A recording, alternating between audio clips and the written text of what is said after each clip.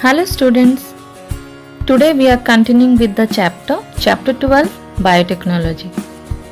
There are different other methods also other than recombinant DNA technology which are useful for different biotechnological methods and tools. Now, production of callus, transforming the callus and stimulating the shooting by cytokinin addition is also one of the important steps. Now, already we have learnt about plant tissue culture. So, when we are growing any part of the plant, maybe a leaf, root, stem, it can be regenerated in during plant tissue culture in vitro. So, the first aggregate mass of cell which we can see clearly is known as the callus. So, production of callus. After callus is formed, as you can see here, the white mass is the callus. So, this callus is transformed. So, this callus transformed, we also put some hormones like cytokinin or auxin hormones for shooting. Shooting means production of shoots. So, hormonal balance for the production of shoot is also an important step for those plants which cannot regenerate or which cannot grow in normal environment. So, in vitro technology can be utilized, which is also an important and also very crucial biotechnological tool for the production of rare and important plants. Monocotyledons are not easy to handle. Callus is very difficult to be initiated and Agrobacterium tumefaciens is not pathogenic for them.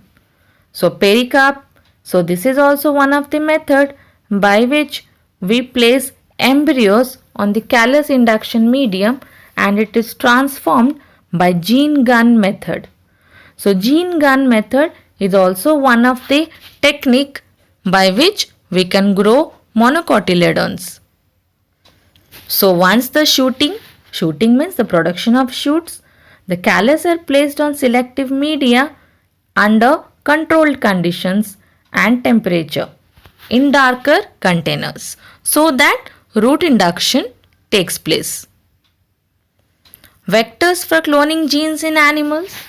Retroviruses in animals have the ability to transform the normal cell into cancerous cell.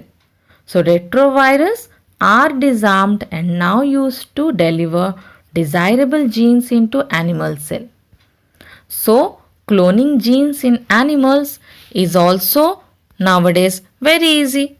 So there are different competent hosts for transformation with rDNA. Now what are that? Chemical treatment. Bacterial cell is treated by calcium to make them competent. Incubate the cells with rDNA on ice. Now incubate means under controlled temperature conditions, the cells are mixed with recombinant DNA on ice. Ice because it has to be a cold condition. Heat shock by placing them at 42 when we are rising the temperature. Putting them back on ice, again decreasing the temperature. This enables the bacteria to take up the rDNA. So this is chemical method. There are different other methods also like microinjection, gene gun method, disarmed pathogen. So these are different methods by which we can clone animal cell. So this is microinjection. The host cell is immobilized by applying a mild suction with a blunt pipette. The foreign DNA is then injected with a microinjection needle. So this is how the animal cell can be cloned by microinjection method by inserting a foreign DNA into the host nucleus.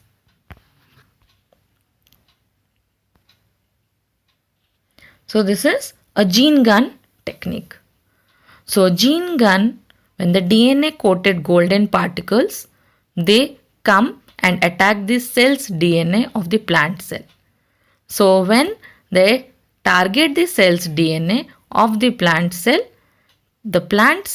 with the new GNA is transformed. So once the transformation takes place, cell division takes place and it multiplies in number so that a transgenic plant is grown.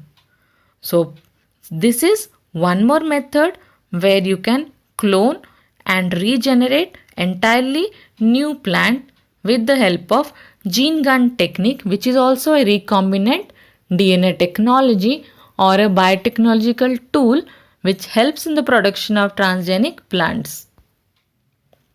DNA with desired gene and antibiotic resistance is coated onto the surface of gold particles. So this is another method where the callus is placed in vacuum chamber under helium pressure and controlled conditions for a specific time period of 20 hours so that shooting or the production of shoot takes place. So this is a closer look on the gene gun.